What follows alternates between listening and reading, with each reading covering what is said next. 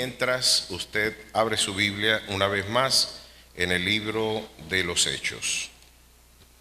Libro de los Hechos, capítulo 28. Y estuvimos a grandes rasgos transitando por algunos ensayos. No quise titular a esta aproximación de ninguna manera un esfuerzo sistemático de exposición del libro de los Hechos. Eso lo haremos en otra ocasión y en otro contexto. Vamos a tratar de brindar una aproximación quizás más sistemática al libro histórico y el libro histórico de la Iglesia por antonomasia en el Nuevo Testamento. Además del carácter histórico de los evangelios, el libro de los Hechos nos brinda los primeros inicios de la Iglesia en su incipiente formación. Hemos visto los diversos avatares que la Iglesia en su esfuerzo misionero tuvo que afrontar, y por lo menos tuvimos en el libro de los Hechos dos transiciones biográficas interesantes, teniendo presente que el redactor del documento es nada más y nada menos que Lucas, el médico amado. Vimos todo el esfuerzo y la diligencia que hoy Lucas puso para la sistematización de esta información, y siempre me gusta traer a memoria la forma en la que nosotros debemos estudiar la palabra de Dios. Me resulta inspiradora la manera en la que Lucas nos viene a decir cómo trabajó él en su esfuerzo académico por presentar la verdad del Evangelio. Estudiar no es un acto de vagancia, y esto solamente, recordar esto es un acto vergonzoso en el primer mundo. Es interesante ver algo, y Warren Buffett lo ha dicho, y muchos de los grandes teóricos de las finanzas lo han enseñado. Aun cuando usted piense que el trabajo intelectual, el trabajo académico y el trabajo es algo que no es esfuerzo, no hay sudor, no hay quizás el esfuerzo de un albañil involucrado en la actividad académica, todo trabajo es dignificante. Y no nos vemos en la tentación, nosotros desde la orilla de la academia, tener que descalificar el trabajo físico para tratar de impulsar la idea de que el trabajo intelectual y académico tiene un valor fundamental. Pero es bueno recordar que lo que decía Nikola Tesla en cierta ocasión, no hay nada más práctico que una buena teoría. No hay nada más práctico que una buena teoría. Es interesante ver que todos los instrumentos que hoy disponemos para poder hacer más eficiente nuestro trabajo tienen un soporte teórico, en este caso fundamentando gran parte de la experiencia fáctica de la ciencia.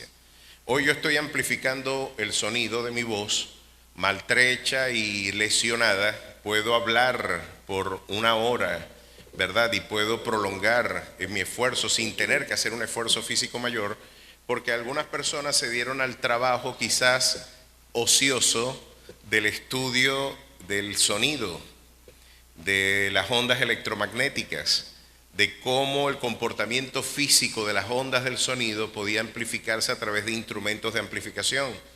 Fíjense lo interesante que todos los estudios que hay detrás de este fenómeno tecnológico y todas las cosas que ignoramos, que nosotros desconocemos que están sucediendo. Es interesante ver que también tenemos el clima modificado, porque alguien también se dio a la tarea de investigar en términos termodinámicos cómo modificar la realidad del clima y cuáles serían los esfuerzos de la tecnología para poder modificar nuestro entorno. Usted puede leer ahorita la Biblia y no estamos en oscuridad tratando de guarecernos del sol y de la lluvia, porque también Thomas Alva Edison se dio a la tarea de investigar más de 11.000 experimentos ociosamente para tratar de investigar cómo generar luz artificial. Estamos ante algo interesante. El trabajo intelectual es la labor preeminente de la labor pastoral. Y ya Pablo lo decía a Timoteo: mientras yo vuelvo, ocúpate en la lectura, la exhortación y la enseñanza. Tres aspectos que deben ser ejes transversales del trabajo pastoral. Estudiar la Biblia no es un acto de ociosidad, no es un acto de estéril esfuerzo, es muy lamentable. Y tengo esto que recordarlo porque Warren Buffett, si usted quiere que hagamos más terrenal este debate, siempre va a ser más dinero, siempre, como lo diría Warren Buffett, el dinero se hace es pensando. ¿Usted le vio los callos a Donald Trump? Pero sí tiene gente con callos trabajando para él. Es duro decirlo, pero es interesante ver cómo de alguna manera nunca pensar es una actividad mala o que va en desmérito de la dignidad, porque siempre la sabiduría triunfa sobre la fuerza.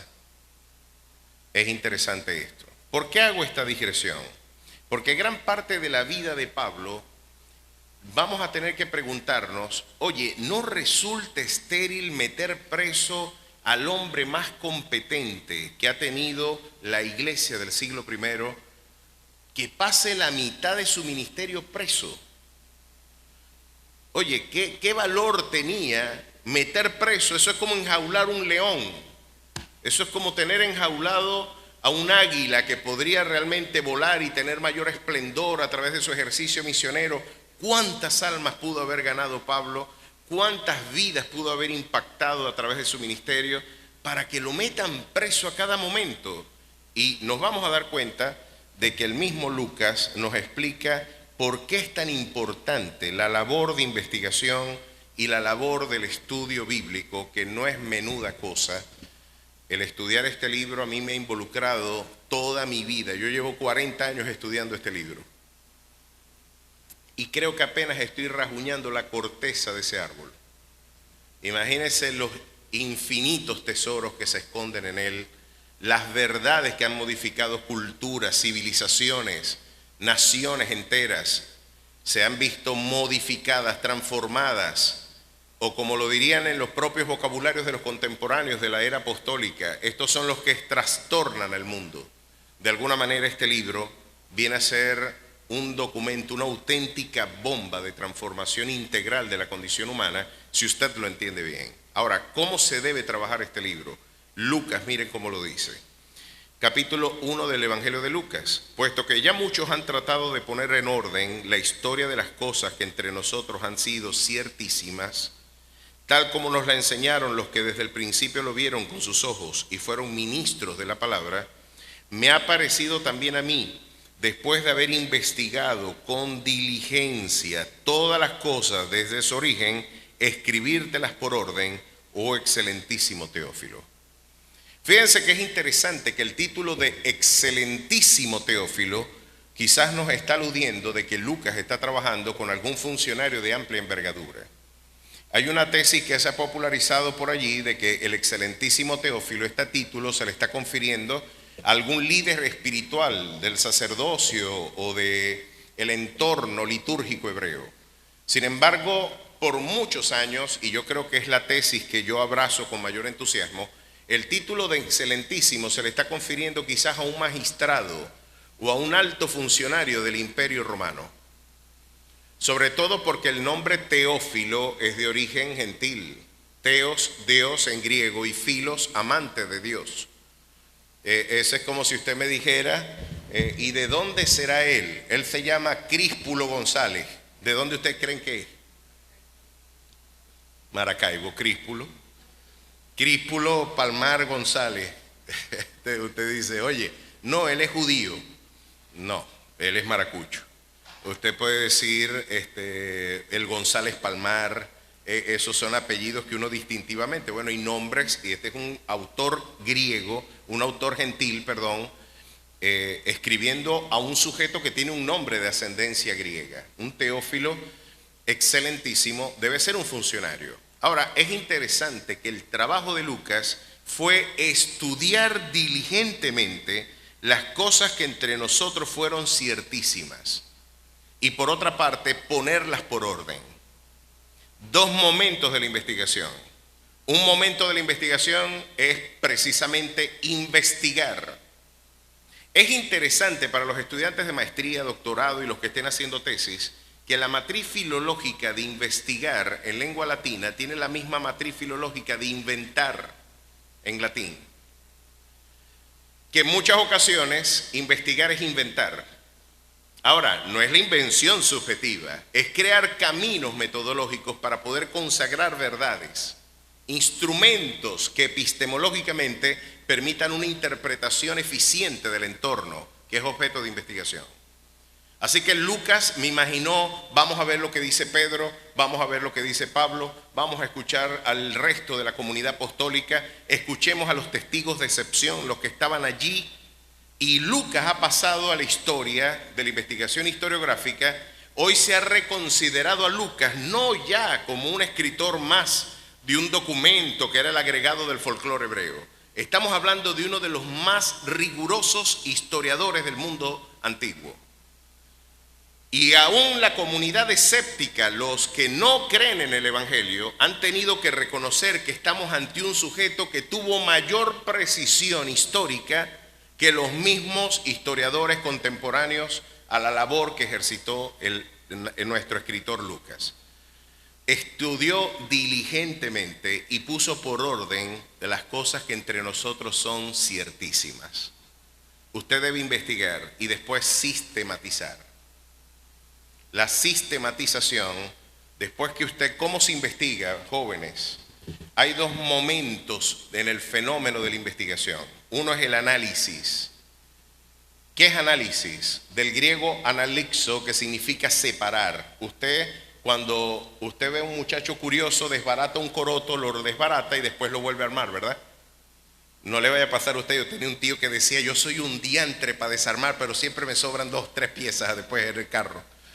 Y deja el carro con 2 o 3 piezas por fuera. El análisis es desbaratarlo. La síntesis es integrarlo otra vez.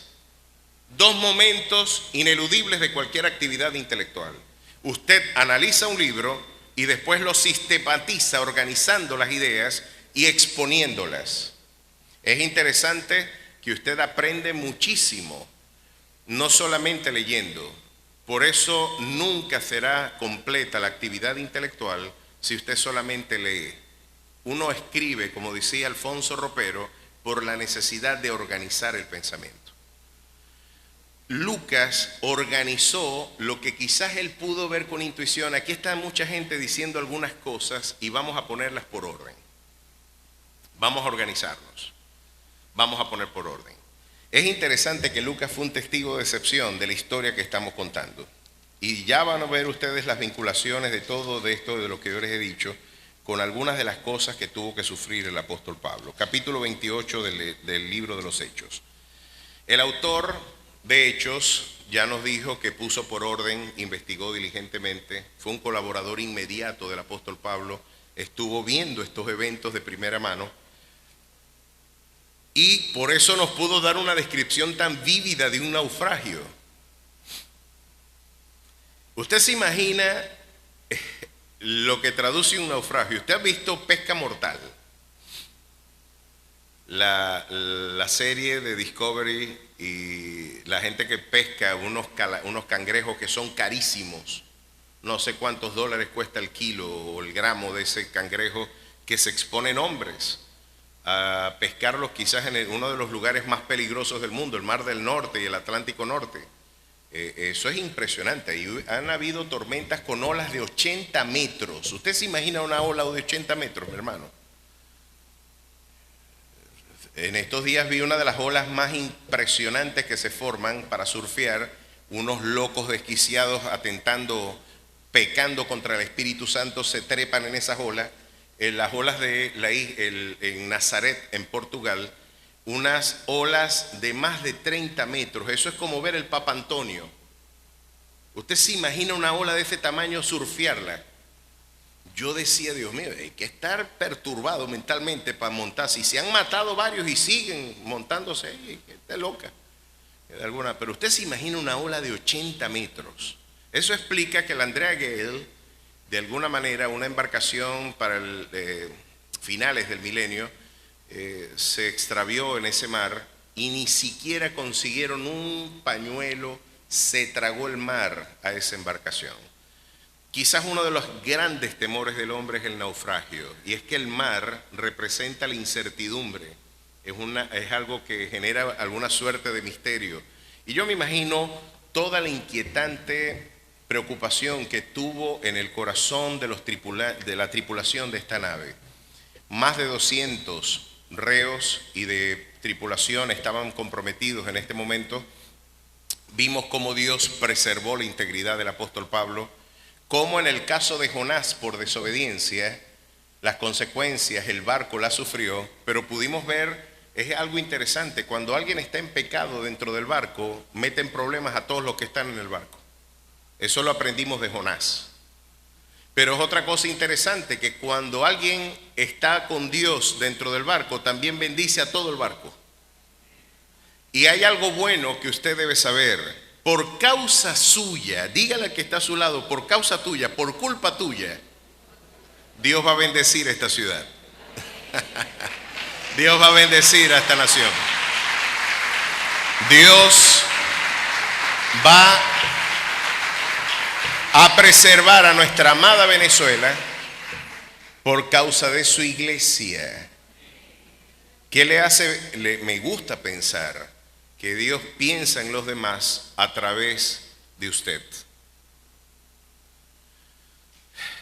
No es un acto de elitismo, de sentirse una élite espiritual, pero tengo que recordarle cuál es el estatus suyo.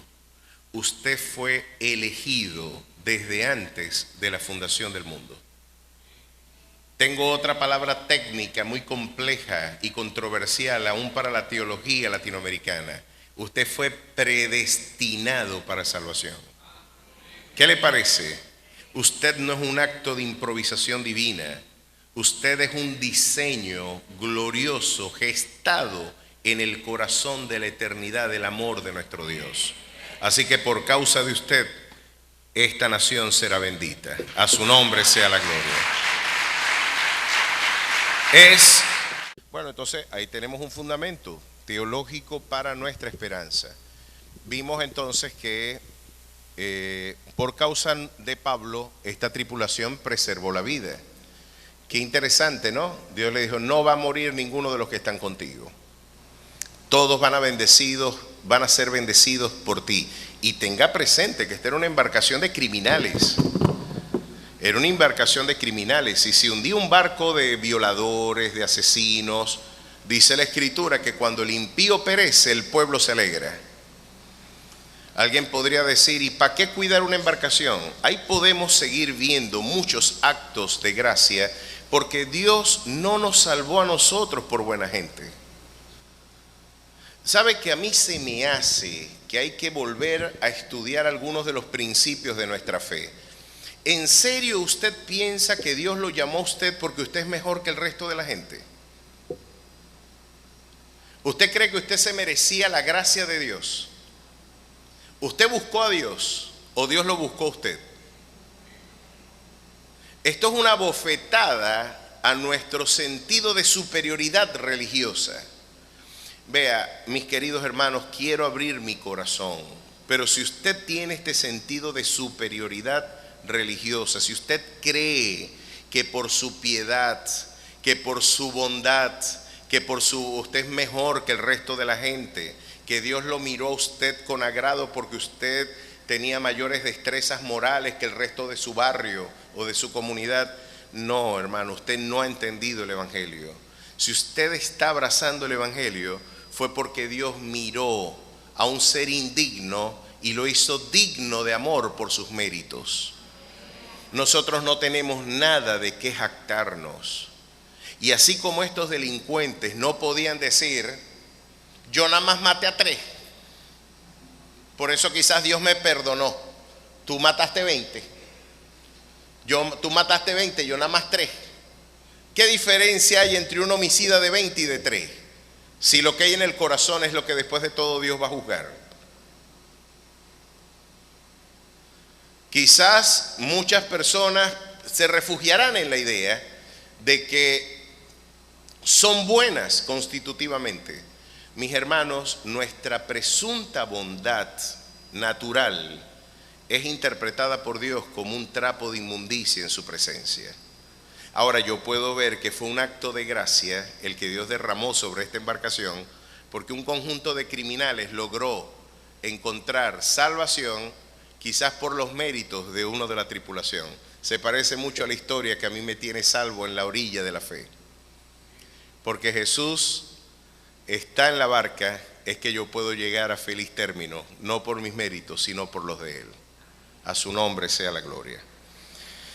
Vea esto.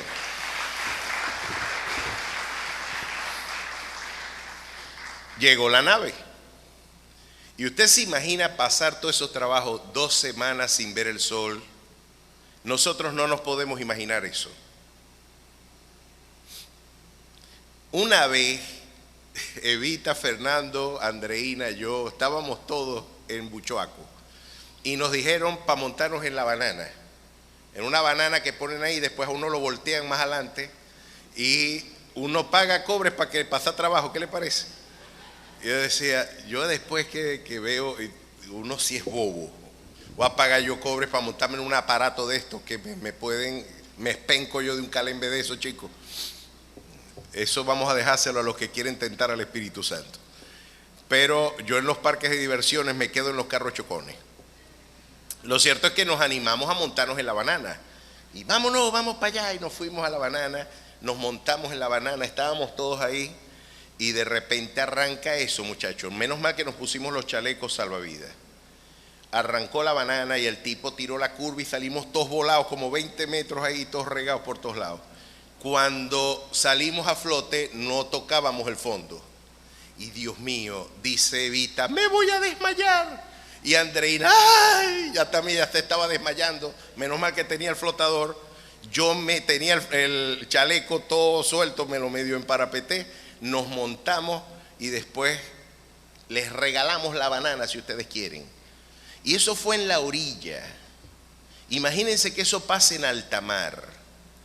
El momento de susto, el momento por 2 semanas no saber si tú vas a poder, el nivel de estrés que tuvo que estar presente en esa circunstancia tuvo que ser abrumadora.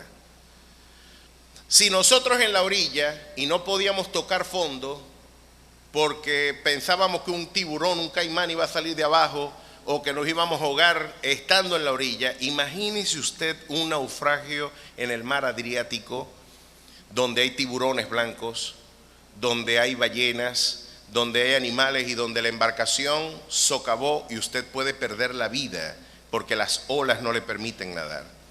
Bueno, llegaron todos a la orilla, es un auténtico milagro. Nosotros no podemos entender esto porque no somos hombres de mar, no somos gente de mar.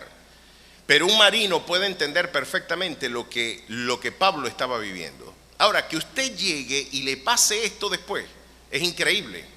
Mire esto, estando ya a salvo, supimos que la isla se llamaba Malta y los naturales nos trataron con no poca humanidad, porque encendiendo un fuego nos recibieron a todos a causa de la lluvia que caía y del frío.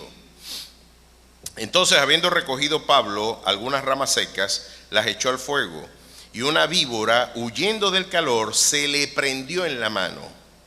Cuando los naturales vieron la víbora colgando de su mano, se decían unos a otros, ciertamente este hombre es homicida, a quien escapando del mar, la justicia no deja vivir. ¿Usted puede creer que usted se esté salvando y llegue nadando a la orilla después de esta película de terror que usted vivió? Después de usted ha experimentado el hundimiento del Titanic por 2 semanas, que usted no sabe si se va a salvar o no se va a salvar, con el frío, ya entrando invierno, no estamos en las costas del Caribe, mis queridos hermanos. Tenemos que recrear muchos contextos para más o menos hacernos una idea del rigor del sufrimiento de este viaje misionero, que es un viaje impuesto por la providencia divina. No fue un viaje que Pablo pagó, fue algo que Dios dispuso providencialmente para la vida de Pablo. Ahora, llegar a la orilla, hacer fuego, y cuando usted esté agarrando un palo para calentarse, una culebra lo pique, no es como que mucho. ¿Sabe que aquí en Coro hay una palabra para eso? ¿Cuál es? Tazarao. Y dicen, y al igual que los habitantes de Malta, también tenemos interpretaciones folclóricas del sufrimiento. Usted no ha escuchado gente que dice, no, es que yo estoy con Dios, a mí no me va a pasar nada. Si eso es verdad, Pablo no estaba con Dios. Tengo que tumbar algunos becerros de oro aquí.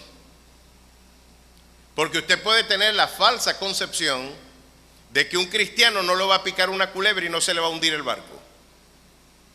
Pues tenemos al más grande de los hombres de la iglesia del siglo I con un barco hundido y ahora le picó una culebra después que se salvó. ¿Por qué no le picó a otro? ¿Por qué le picó a Pablo?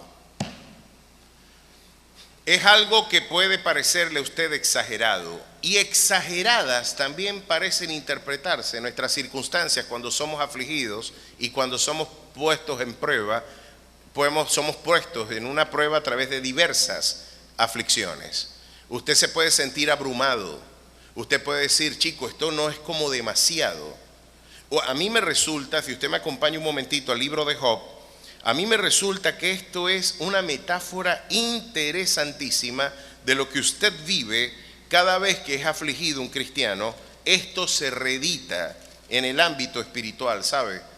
El Señor nos permitió descorrer el velo de la eternidad para que usted pueda palpar cómo cada vez que un cristiano es afligido, múltiples realidades espirituales quedan expuestas, y usted va a ver cómo, al igual que Job, usted va a encontrarse con circunstancias en donde parecen abrumarle, parece más de las fuerzas. Se me hundió el barco y me pica una culebra. En el libro de Job nos dice que todo esto pasó en un mismo momento.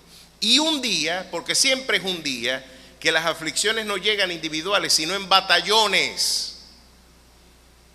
Llegó un batallón, un tsunami de pruebas. Un día aconteció que sus hijos e hijas comían y bebían vino en casa de su hermano el primogénito. Y vino un mensajero a Job y le dijo, estaban arando los bueyes y las asnas paciendo cerca de ellos. Y acometieron los sabeos y los romanos y mataron a los criados a filo de espada. Dios mío, y tomaron y mataron a los criados a filo de espada. Solamente escapé yo para darte la noticia. Aún estaba hablando cuando vino otro que dijo, fuego de Dios cayó del cielo que quemó las ovejas y los pastores y los consumió. Solamente escapé yo para darte la noticia. Todavía estaba hablando y vino otro que dijo, los caldeos hicieron 3 escuadrones y arremetieron contra los camellos y se los llevaron y mataron a los criados a filo de espada, y solamente escapé yo para darte la noticia. Entre tanto que hablaba, Naguará estaba terminando de dar una noticia, y mientras hablaba venía otra mala noticia. Vino otro que dijo, tus hijos y tus hijas estaban comiendo y bebiendo vino en casa de su hermano el primogénito, y un gran viento vino del lado del desierto y azotó las 4 esquinas de la casa, la cual cayó sobre los jóvenes y murieron, y solamente escapé yo para darte la noticia. ¿Puede usted creer que una noticia se montaba una encima de la otra? Pues aparentemente, mi querido hermano, hay momentos de nuestra vida personal y espiritual que pueden, en nuestra fe, también ser parte de esta realidad.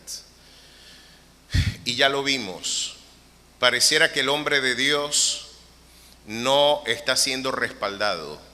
Parece que el hombre de Dios está pasando muchos trabajos, y ahora la fe de la comunidad es la que es puesta a prueba.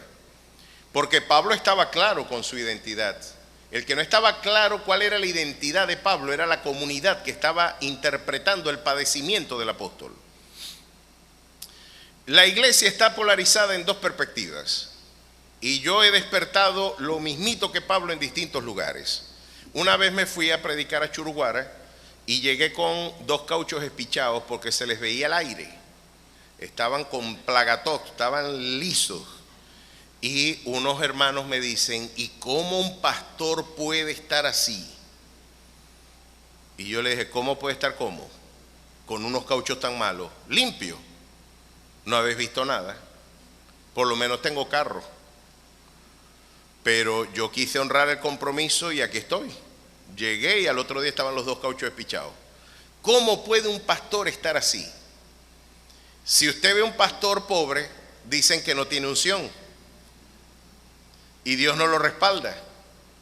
Y al pobre hombre lo que da es lástima. En vez, ¿qué dio el pastor? Lástima. No, dio lástima al pobre pastor. No. Y usted puede de alguna forma ser, al igual que los habitantes de Malta, unos rigurosos intérpretes del bienestar o del malestar que afronte la pastoral. Por otra parte, estos me preguntaban, ¿y cómo puede un pastor estar tan limpio? No puede ser. Por otra parte, he despertado otras opiniones. Aquí en Coro otros dicen que soy rico. ¿Cómo 2 proposiciones tan contradictorias pueden ser ambas verdaderas? Es interesante ver que de alguna manera Pablo, después que lo interpretaron como un criminal, miren lo que pasó después. En el capítulo 28 del libro de los Hechos, ahora Pablo se encuentra picado de culebra y todo el mundo está esperando que se muera. Ellos estaban esperando, verso 6, que se hinchase o cayese muerto de repente, mas habiendo esperado mucho y viendo que ningún mal le venía, cambiaron de parecer y dijeron que era un dios. Naguará, de limpio a ser un dios hay mucho, de criminal a ser una divinidad hay bastante. ¿Sabe qué, mi querido hermano? Esto nos enseña claramente que el horizonte de nuestra satisfacción no puede ser la opinión de la gente. No podemos, vea, sí nos debemos preocupar por el testimonio, pero el testimonio es algo que usted escribe de manera privada en la presencia de Dios, no de lo que la gente interpreta que usted es. No de lo que la gente interpreta, no, es de lo que es usted, que usted será juzgado. Y llegará un momento, como dice la Escritura, en que nuestra obra será probada en el bimá de Cristo, en el tribunal de Cristo, y será probado como por fuego nuestra obra. Vamos a ser evaluados y va a verse si edificamos sobre hojarasca o si edificamos sobre la palabra de Dios. Lo interesante es que usted debe ser coherente con los principios acá consagrados. Muchos de estos principios, usted no puede ser evaluado por la opinión de la gente. Tiene que ser evaluado es por lo que la Escritura dice. Aquí el apóstol Pablo, si usted le hubieran hecho una pregunta, un sondeo, ¿qué opinan ustedes de Pablo? No, ese debe ser un criminal de 7 suelas. Imagínate, acaba de salvarse de un naufragio y lo picó una culebra. Así estará de mal espiritualmente que Dios lo tiene arrastrado, azarado. Así interpreta el mundo a los hombres de Dios. Y si usted lo ven bien, van a decir que está montado. No puede usted ser o tomar como criterio la opinión de la gente. Es lo que el Señor dice de usted, el fundamento de su identidad espiritual. Y aquí claramente el apóstol Pablo, imagínense que si hubiera tenido que exponer toda esta compleja teología del sufrimiento, toda la actividad providencial de Dios, pues Pablo la expuso a través del ejercicio biográfico y ministerial que él sostuvo. No se trata de lo que usted interpreta, se trata de lo que es. Porque generalmente la gente interpreta desde su propia perspectiva. Este es un fenómeno hermenéutico. La Biblia dice que para el impuro todo es impuro. Para el santo va a ver las cosas de manera santas. La gente va a juzgarlo a usted por las categorías biográficas y por los valores personales de esa persona.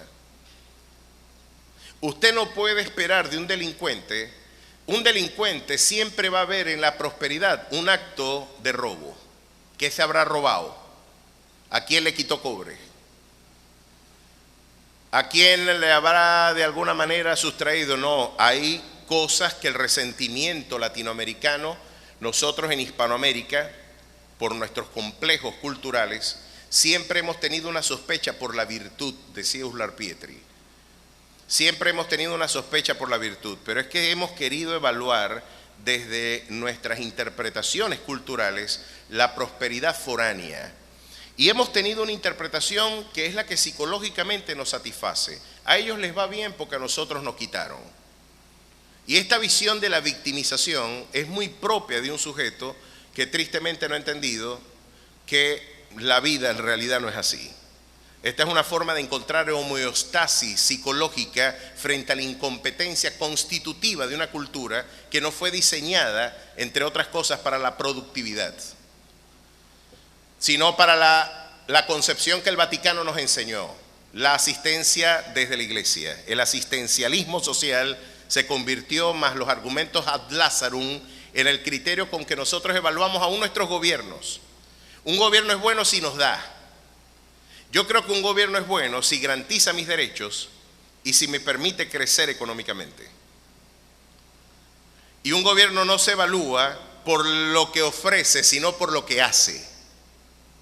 Ese es un principio gramsciano y ese es un principio aún de Maquiavelo mismo. Tú juzgas es por lo que se hace, no por lo que se dijo. Lo cierto es que usted siempre puede tener categorías y prejuicios que deformen su interpretación de la realidad.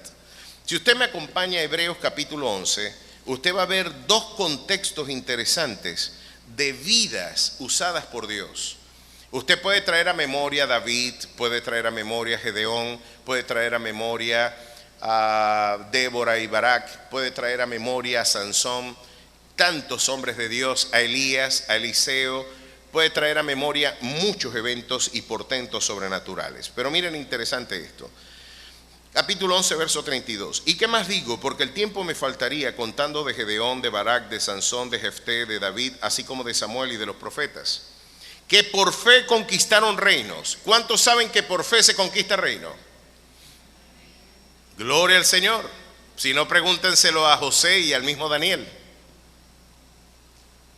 Y David, la espada de David logró conquistar y poner bajo sus pies a todos los enemigos de Israel. Así que tuvieron logros y conquistas importantísimas. Apagaron fuegos impetuosos, evitaron filos de espada, sacaron fuerzas de debilidad, se hicieron fuertes en batalla, pusieron en fuga ejércitos extranjeros. Las mujeres recibieron sus muertos mediante resurrección, mas otros, este más es una conjunción adversativa. Pero otros, aunque otros, sin embargo otros, esta conjunción adversativa viene a decirnos, hay un contraste. A unos les fue bien, pero a otros no les fue tan bien como a estos que acabamos de leer. Pero mire esto, las mujeres recibieron a sus muertos mediante resurrección, mas otros fueron atormentados. No aceptaron el rescate a fin de obtener mejor resurrección. Otros experimentaron vituperios y azotes. Y además de esto, prisiones y cárceles. Aquí parece que lo natural es que le vaya bien al hombre de fe, como de hecho lo describe acá el autor de Hebreos. El libro de Hebreos nos está diciendo de que le fue bien por la razón de la fe. Ahora, a otros que también tuvieron fe, no le fue bien. Ahora, aún los hombres más excelsos, miren lo que les pasó. Mas otros fueron atormentados, no aceptando el rescate a fin de obtener mejor resurrección.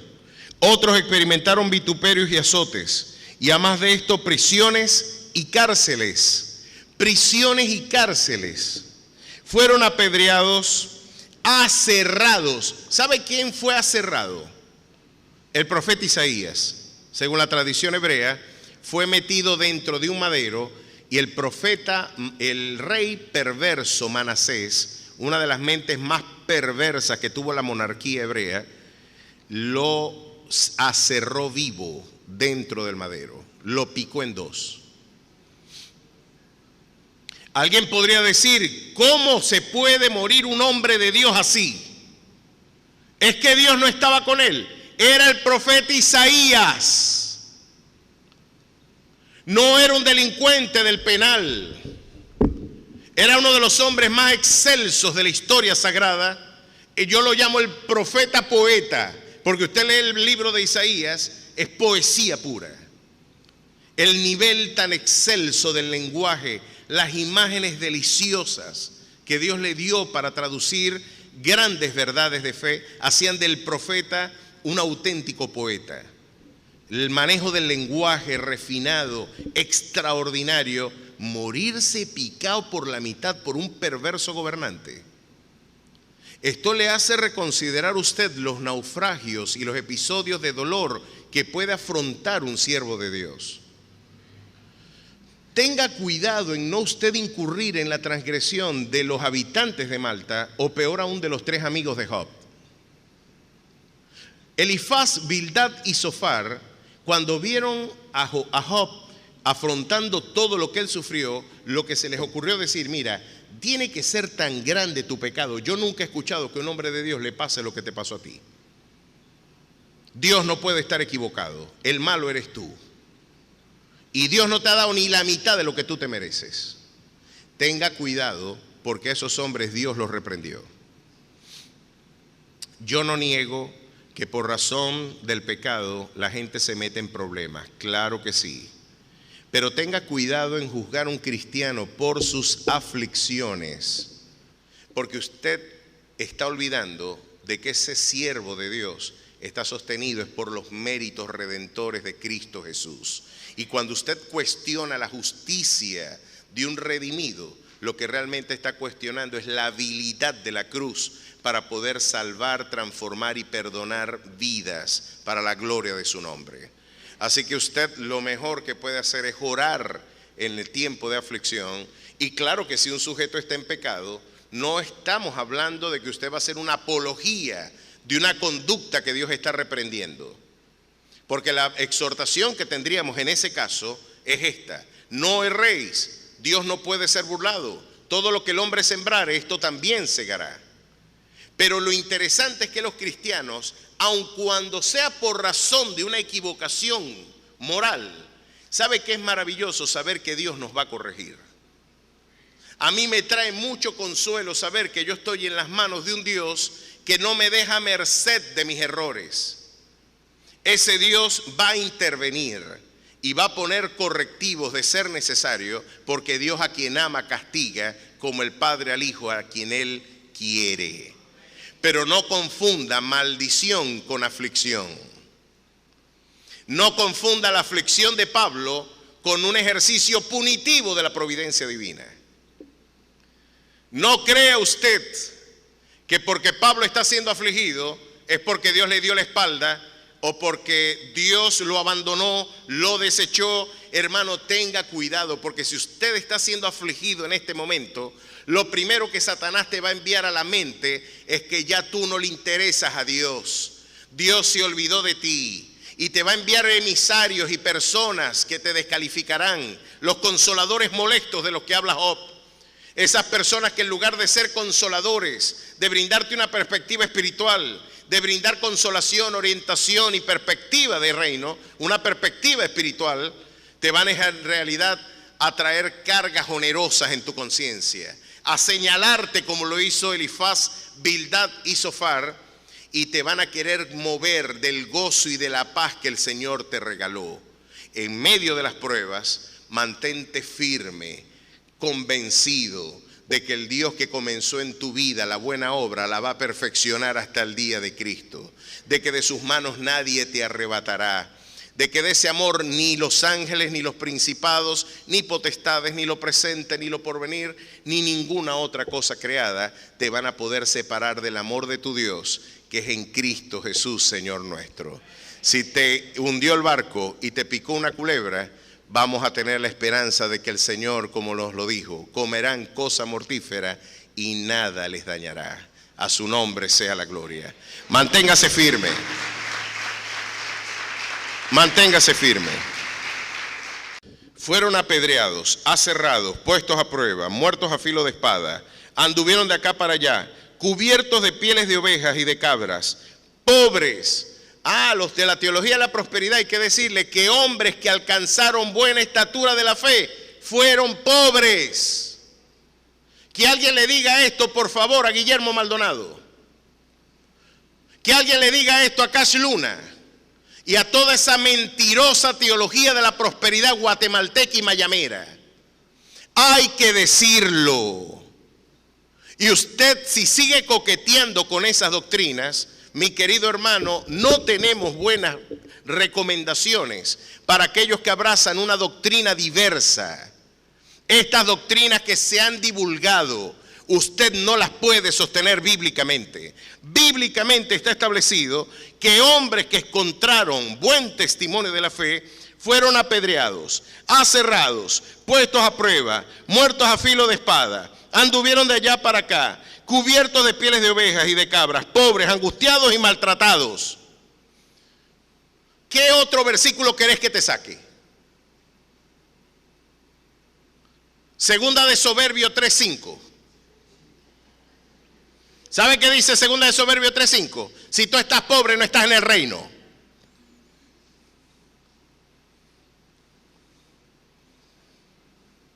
Si estás pobre y enfermo, en Tercera de Confundidos, allá dice que si usted está pobre, enfermo y limpio, usted no está en el reino y a lo mejor hay un pecado en su vida. Se parece a los de Malta, la teología de la prosperidad. Igualito. Hermanos, por eso esa doctrina necesita de experiencias místicas, porque como no puede encontrar en la Biblia una justificación, algún profeta va a tener que decir lo que la Biblia no dijo. Como la Biblia no lo dijo, bueno, que se levante alguien aquí y hable supuestamente de parte de Dios a decir eso. A decir que si están aserrados, encarcelados, perseguidos, afligidos, es porque Dios los abandonó.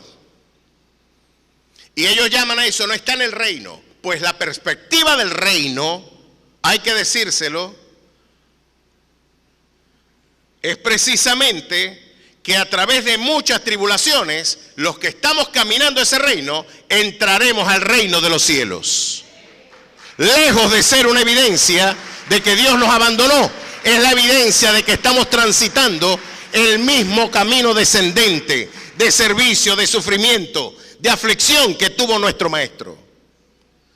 Porque por causa de este evangelio vas a ser aborrecido. Y como lo dijo John Piper, quizás desmotivando a gran parte de un auditorio mercantilista, como es el americano. Porque como lo dijo muy bien, si no me equivoco, el mismo Timothy Keller nos recordaba algo interesante. El evangelio parece que salió de Palestina como una religión. Llegó a Europa, en Grecia se convirtió en una filosofía. Llegó a Roma y se convirtió en política. Llegó a los Estados Unidos y se convirtió en un negocio. A ese sábado sensacionalizado contexto cultural que no saben esperar, la cultura del microwave, del microondas, de todo lo inmediato, no quiero esperar por cocinar, ya todo está hecho.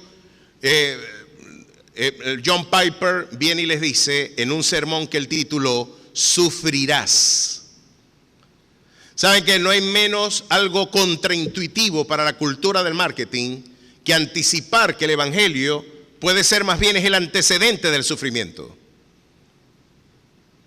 Yo no estoy viendo aquí a un apóstol eximido del dolor. Yo estoy viendo aquí un apóstol con gozo y paz a pesar del dolor. ¿Qué estafa tan grande es que a usted le digan que usted va a parar de sufrir? Ese no es el evangelio. Y aquí la escritura claramente lo dice. Fueron apedreados, aserrados, puestos a prueba, muertos a filo de espada. Anduvieron de acá para allá, cubiertos de pieles de ovejas y de cabras, pobres, angustiados, maltratados, de los cuales el mundo no era digno. Eso era otra cosa. Donde ellos estaban ministrando, ellos eran más dignos que el mundo al que ellos ministraban. Alguien podría decir qué desperdicio de vida tener un hombre como John Bunyan, en un pueblito, en Inglaterra, pudiendo haber estado en Londres, predicando a grandes élites y a grandes masas, quizás con una mayor injerencia sobre la vida de mucha gente. 12 años preso por razón de predicar el evangelio al margen de la corona. ¡Qué desperdicio de vida! Pues Inglaterra no era digna de Bunyan. Es interesante ver que muchos de estos hombres tienen más estatura que el entorno donde Dios los puso a ministrar. Son descalificados, son calumniados, van a tener lenguas detractoras, van a tener padecimientos múltiples, se le hunden los barcos, les pican las culebras. Pero miren lo que sucede con ella, errando por los desiertos, por los montes y por las cuevas y por las cavernas de la tierra. Hermano, este es el costo del discipulado. Este es el evangelio que, como los hermanos en China nos dicen, yo no puedo entender a gran parte de los occidentales. Allá estaban llorando porque le pusieron unas Biblias en las manos.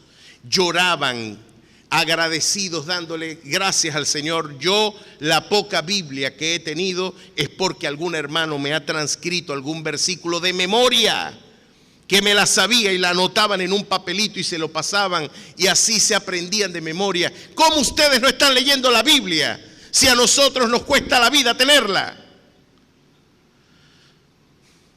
¿Y cómo dejan de ir a la iglesia si se dañó el aire? No, yo no voy para esa iglesia porque no hay estacionamiento. No hay aire acondicionado. Hermano, o no me dan refrigerio. Y alguien con los pies estirados puede decir en la banca, ¿y dónde están las galletas y el café? Yo no vengo más para esta iglesia. No debemos, miren qué falsa perspectiva del evangelio tenemos, porque nuestra cultura ha condicionado gran parte de nuestra interpretación de la realidad. Mi querido hermano, ese no es el evangelio de Cristo. El evangelio de Cristo en muchas ocasiones estuvo ceñido a gran parte de estas aflicciones. El mundo no era digno, errando por los desiertos, por los montes, por las cuevas y por las cavernas de la tierra, escondidos, perseguidos, calumniados. A pesar de que tenían más estatura moral que la comunidad que los recibió, fueron absolutamente despreciados. Y si predicaban en la misma tierra donde habían nacido, eran profetas, pero nunca tendrían honra. El costo del discipulado es el sacrificio. Es una vida de entrega, de sacrificio. Y todos estos, aunque alcanzaron buen testimonio mediante la fe, no recibieron lo prometido. ¿Qué les parece?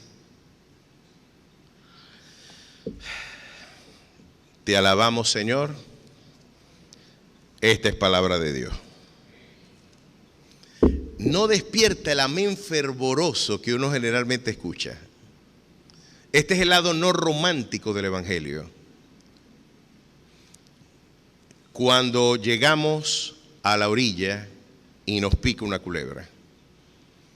Yo puedo entender el temor que estas palabras pueden engendrar en su corazón, pero la historia no termina allí. La historia no termina con una pica de culebra. Y usted puede decir, bueno, el pastor está empeñado en brindar una perspectiva distinta a la de Cash Luna y a la de Guillermo Maldonado, y en su afán nos está llevando a otra orilla, de que la única manera de vivir cristiano es mascándose un vidrio. ¿Será que esa es la única perspectiva real del evangelio? No, ni tan calvo ni con dos pelucas. Porque para todo Cristo nos ha hecho competentes. Sé vivir en abundancia y sé vivir en escasez. Todo lo puedo en Cristo porque Él es el que nos fortalece. A su nombre sea la gloria. Escuche esto.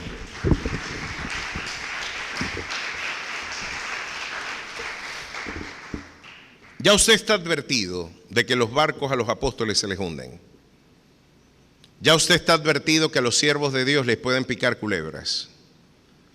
Quizás el mayor riesgo de la fe no es de alguna manera la escasez, el dolor, el sufrimiento, la privación o la cárcel. El mayor riesgo de la fe es el triunfo. Nunca somos más vulnerables que cuando somos exitosos. Nunca se olvide de eso. Nunca usted estará en mayor riesgo espiritual que cuando todo está bien. Sabe que usted cuando todo triunfa, parece que hay un aire de autonomía. Yo no necesito a Dios. Yo tengo ya dinero. Para que ya yo no tengo que pedirle a Dios que me haga provisión. Ahora yo tengo para dar. Que me pidan a mí. Tengo. Ahora yo soy dueño de mis deseos. Y ese sentido de prosperidad es el que puede corromper nuestro corazón. ¿Estoy especulando o tengo algún fundamento bíblico para esto? Sí lo tengo. Deuteronomio 8. Porque cuando usted la culebra le pica y todo no sale como la gente espera, la gente le puede dar un trato distinto y usted puede pensar que es un Dios. Ya usted va a darse cuenta que usted no es Dios nada. Ya va a ver esto. Qué fácil se infla el pecho del hombre. Deuteronomio 8 nos recuerda. Capítulo 12. Capítulo 8, perdón. Verso, vamos a leerla desde el 2. Y te acordarás de todo el camino por donde te ha traído Jehová tu Dios estos 40 años en el desierto, para afligirte, para probarte, para saber lo que había en tu corazón, si habías de guardar o no sus mandamientos. Y te afligió y te hizo tener hambre. Y te sustentó con maná, comida que no conocías tú ni tus padres la habían conocido, para hacerte saber que no solo de pan vivirá el hombre, sino de todo lo que sale de la boca de Jehová vivirá el hombre. Mis queridos hermanos, aquí tenemos una exhortación interesante. No puede usted peregrinar sin estar documentado y sin estar bautizado en ese libro. Es absolutamente necesario para su salud espiritual que usted se nutra de la palabra de Dios. Ahora, ese sentido de autonomía te hace olvidarte de la palabra de Dios. Y tú empiezas a meditar, yo tengo mejor interpretación de la realidad que la Biblia misma. Usted no lo va a decir así, pero inadvertidamente así usted va a pensar. No, no es como dice, yo creo que más bien eso está equivocado. Eso no puede ser así. Yo no tengo que hacer esto. Yo no tengo que hacer aquello. Y usted va a buscar una racionalización del pecado. Usted va a buscar el camino más cómodo y no el de la incomodidad del rigor espiritual. Capítulo 8, verso 12. Miren cómo el Señor nos dice que el momento de mayor riesgo espiritual es el triunfo. No suceda que comas y te sacies y edifiques buenas casas en que habites, y tus vacas y tus ovejas se aumenten, y la plata y el oro se te multiplican, y todo lo que tuvieres se aumente, y se enorgullezca tu corazón, y te olvides de Jehová tu Dios, que te sacó de tierra de Egipto, de casa de servidumbre, que te hizo caminar por un desierto grande y espantoso, lleno de serpientes ardientes y de escorpiones, y de sed, donde no había agua, y te sacó agua de la roca del pedernal, que te sustentó con maná en el desierto, comida que tus padres no habían conocido, afligiéndote y probándote para la postre hacerte bien. Y digas en tu corazón, mi poder y la fuerza de mi mano me han traído esta riqueza. Si no, acuérdate de Jehová tu Dios, porque Él te da el poder para hacer las riquezas, a fin de confirmar su pacto que juró a tus padres, como en este día. El problema es que cuando nos va bien, queremos darnos los créditos de nuestro triunfo. Y usted va a decir, yo soy más sabio, yo fui más inteligente, yo tuve mayor destreza, yo tuve mayor competencia, y el Señor dice, nada de lo que tú has logrado, lo hubieras logrado sin mí. No eres tan independiente y tan autónomo como te enseñaron. Eres más dependiente de lo que tú piensas. Y tu triunfo obnubiliza, impide que interprete tu fragilidad. Ahora, el pueblo de Malta tuvo ahora que ver que Pablo no se moría y lo llamó una divinidad. Pero él, sacudiendo la víbora en el fuego, ningún daño padeció. Ellos estaban esperando que él se hinchase o cayese muerto. De repente, habiendo esperado mucho y viendo que ningún mal le venía, cambiaron de parecer y dijeron que era un dios. Pablo nunca hubiera permitido que lo llamaran Dios si se hubiera enterado de lo que la gente estaba pensando. Pero fíjense cómo el corrupto e idólatra corazón del hombre, cuando ve algún triunfo, tiene la propensión a la idolatría. Qué interesante lo corrupto de nuestra constitución moral y espiritual. ¿Qué pasó? Aquí viene otro episodio interesante, y es ver que Pablo, ni frente a la adversidad, ni frente al aparente triunfo, modificó su perspectiva y comunión con Dios. Mantuvo siempre firme su carácter y de manera inalterable su carácter se mantuvo impoluto. Podemos decir lo mismo nosotros. Después de una tormenta y de un triunfo evidente, podemos tener el mismo carácter invariable. Aconteció que el padre de Publio estaba en cama enfermo de fiebre y de desintería, y entró Pablo a verle, y después de haber orado le impuso las manos y le sanó. Aquí hay un problema teológico. Cuando nosotros oramos por un enfermo, ¿quién es el que sana? Dios, ¿verdad que sí? Es Dios quien sana. ¿Usted cree que si alguien ora por un enfermo, usted le tiene que dar el crédito al evangelista, al predicador? ¿A quién le da usted la gloria? Bueno, pero parece que sí le damos el crédito a algunos siervos. Yo una vez estuve en una campaña en donde era un predicador muy famoso en los años 80, y recuerdo que el pastor prestó las instalaciones porque movilizaba mucha gente, nos visitó en Maracaibo. Recuerdo que yo no sé por qué el predicador era un pavito de pelo largo argentino, tenía el pelo con una permanente, era una estrella, muchacho. Y me acuerdo que él decía, ¿cuántos dicen amén? Y las hermanas gritaban, ¡ah! Yo decía, ¿por qué no dicen amén? Muchacho, tenía un club de fan gigantesco. Y yo decía, ¿qué pasa aquí? Y estaba vestido como los de Miami Vice. El tipo, la chaquetica remangadita, era un artista. Increíble. Recuerdo eso con mucha... Pero recuerdo que tuvieron que buscar a los hermanos más fuertes de la iglesia para hacerle un cordón de seguridad, porque la gente brincaba para poderlo tocar. Y hacían así, brincaban, vamos a ver cómo lo toco. Y las hermanas gritaban, ¡ah! Como si estuviera menudo. Yo dije, ¿y Elvis está vivo? Aquí está, muchacho, un Elvis evangélico, comiquísimo. Se montó en el carro, no me lo van a creer. El carro arrancó y una hermana se tiró en la capota de atrás. Y el carro en marcha. Yo dije, no, esto ¿qué pasa? Qué idólatra corazón el nuestro, ¿no? Que uno pueda poner esto en el corazón, darle culto a un hombre. Él no es el que lo hizo. Después de todo es el Señor que lo hizo. Fíjense que a mí me pasó algo interesante, y con esto yo ilustro un principio. A mí me llama la atención que la Biblia dice que Eliseo murió de la enfermedad que padecía. ¿Y a cuántos Eliseo sanó? ¿Por qué no se sanó a sí mismo? Porque no era de él la virtud, es de Dios quien la confiere. Uno puede ser un sanador herido. Miren lo que a mí me pasó. Mucho antes de yo ser pastor acá, yo fui anciano de la Iglesia de la Cruz en Maracaibo. Y nosotros teníamos que cumplir guardias en la oficina del pastor para atender consejería, oración, ministración, cualquier cosa, nosotros cumplíamos guardia ahí. Lo cierto es que me tocó guardia ese día y llegó una pareja de jóvenes llorando. Y me correspondió atenderlos. ¿Qué les pasa? ¿En qué podemos servirles?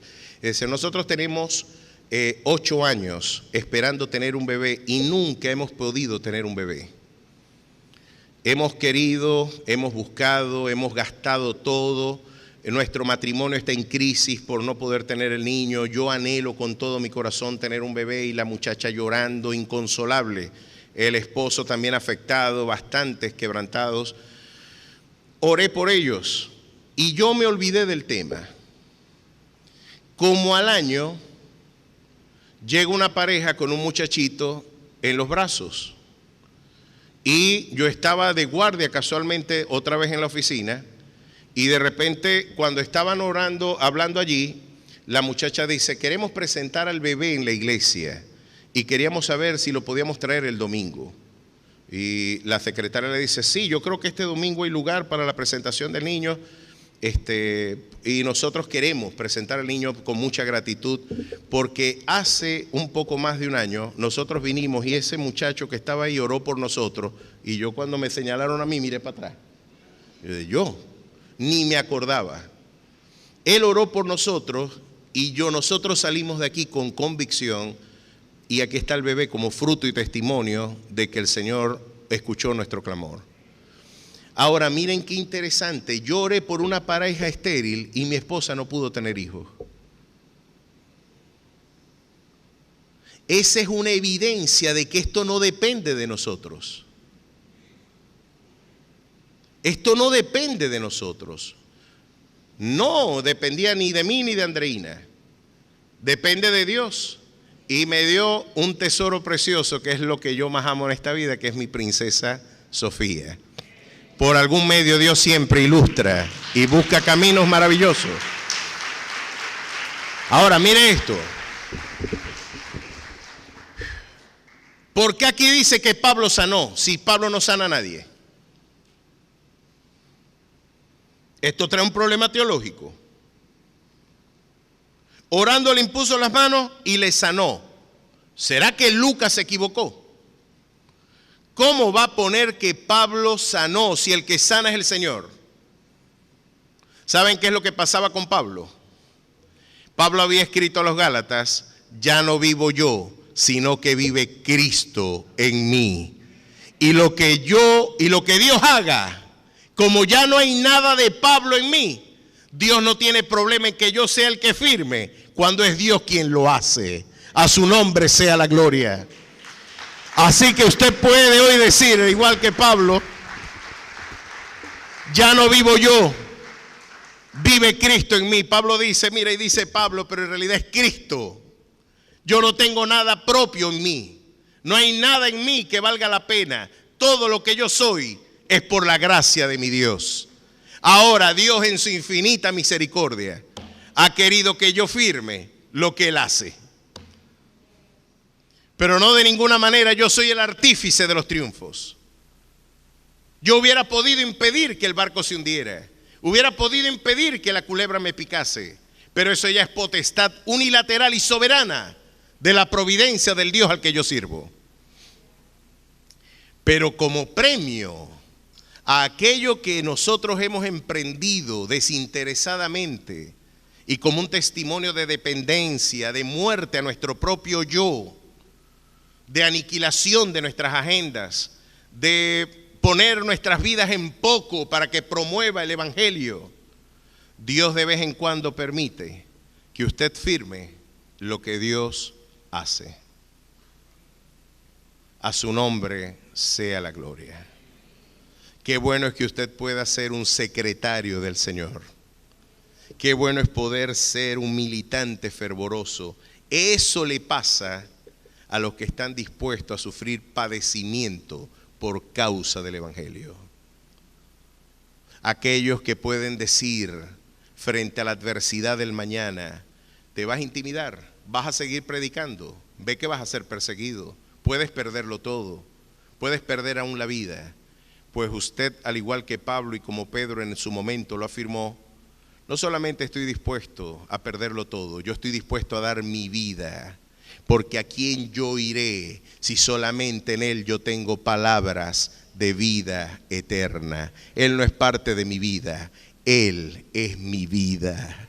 A su nombre sea la gloria. Él es nuestra vida. Esa, de vez en cuando, Dios le va a permitir firmar cosas que Él hizo. Y usted va a poder, lo único que usted tiene es que recordarle a la gente de que no fue usted quien lo hizo. No se defienda, el Señor lo defenderá. El Señor después de todo, no solamente se le hundió el barco y lo picó una culebra, ahora lo meten preso y está 2 años preso. Miren esto. Esto es interesante. Dios mío. Así termina el libro de los Hechos. Capítulo 28, verso 30. Y Pablo permaneció 2 años enteros en una casa alquilada y recibía a todos los que a él venían, predicando el reino de Dios y enseñando acerca del Señor Jesucristo abiertamente y sin impedimentos. Es interesante ver que le dieron un tratamiento interesante al encarcelamiento de Pablo. Pero lo que usted consideraba era un acto estéril, mantener a un sujeto por 2 años en estas condiciones, porque estaba apelando al César para ser indemnizado de su agravio, pero más que ser indemnizado, Pablo lo que estaba diciendo, mira, si me dan un chance le predico al César. Si me dan un chance le predico a Trump. Si me dan un chance me le arrimo a Putin, a Netanyahu y a Biden y les enseño y les predico que es Cristo en vosotros, la esperanza de gloria. Así que Pablo decía, no, yo quiero llegar a la cabeza de este imperio y vamos a ver qué pasó. Este fue el evangelio que puso en cuarentena a Occidente, al paganismo, decía Chesterton. Este fue el evangelio que de un plumazo borró a las brujas y los duendes. Este fue el evangelio que permitió la ciencia, los desarrollos sociales, los derechos civiles que hoy tenemos. Este es el evangelio que permitió vivir en civilidad, que le enseñó al mundo que no hay varón ni mujer, siervo ni libre, sino que todos somos uno en Cristo Jesús. No hay civilización auténtica sin cristianismo. Y Pablo dijo, necesito predicar a la casa del César. Ahora miren qué pasó. Pudo llegar al César. ¿Por qué meter preso a un hombre como este? Como era la costumbre, estar encadenado a un diligente funcionario del Imperio Romano, tenía que estar encadenado a ese funcionario. Pues curiosamente, en esa crisis de cárcel, Pablo escribió las epístolas carcelarias y gran parte de la literatura que usted dispone en el Nuevo Testamento fue redactado en el contexto de esa prisión.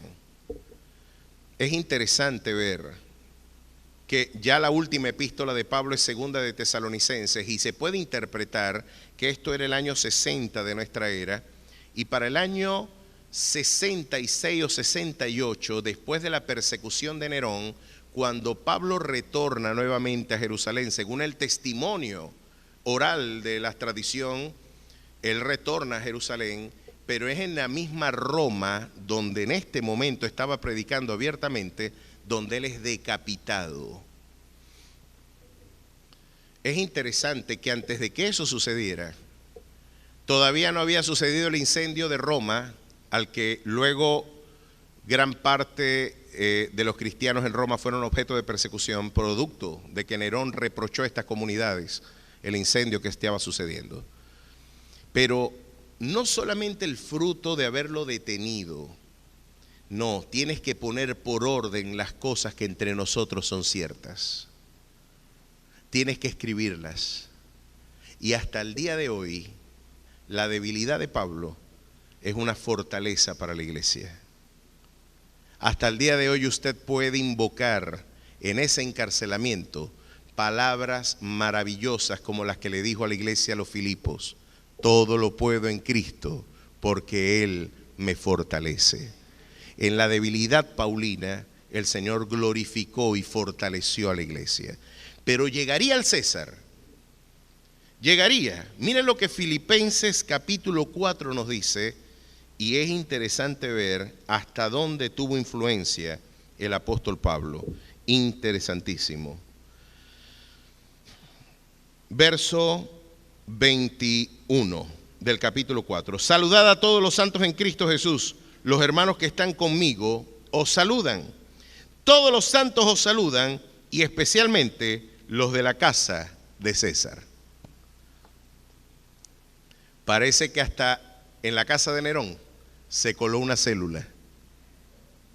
Y el que perseguía terminó derrotado, porque lo débil de Dios es más fuerte que lo fuerte de los hombres.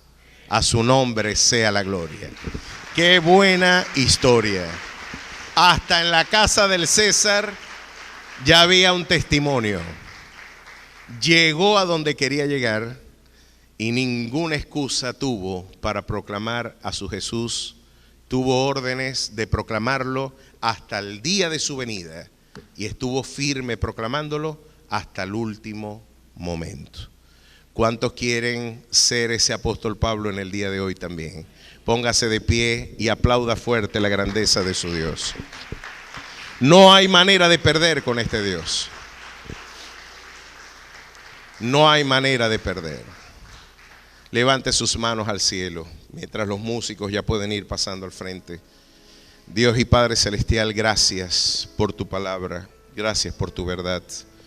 Gracias porque estas maravillosas palabras de vida, estas experiencias, oh Dios, con las que tú fundaste a la iglesia, han sido referencia, oh Dios, horizonte preceptivo, normativo de nuestra conducta de proclamación misionera en el mundo también. Ayúdanos, oh Dios, a tener la valentía de Pablo, a tener la fortaleza, oh Dios, que solamente tu Santo Espíritu puede conferir a aquellos que en ti confían. Permítenos llegar, oh Dios, si es posible, hasta la casa del César, para proclamarte, para anunciarte, para que tu verdad sea anunciada y divulgada, oh Dios, y todos puedan conocer que Jesucristo es el Señor, para la gloria de Dios Padre. Bendice esta nación por causa nuestra. Utiliza los labios de tu pueblo. Unge, oh Dios, sus labios. Bendice sus pies. Pon diligencia, oh Dios, en nuestros corazones, para que también con toda diligencia y con todo propósito de amor podamos proclamarte y anunciarte a tiempo y fuera de tiempo, y anunciar las virtudes de aquel que nos llamó de las tinieblas a su luz admirable. En ti esperamos y en ti confiamos, Jesús. Amén y amén. Aplauda fuerte su grandeza.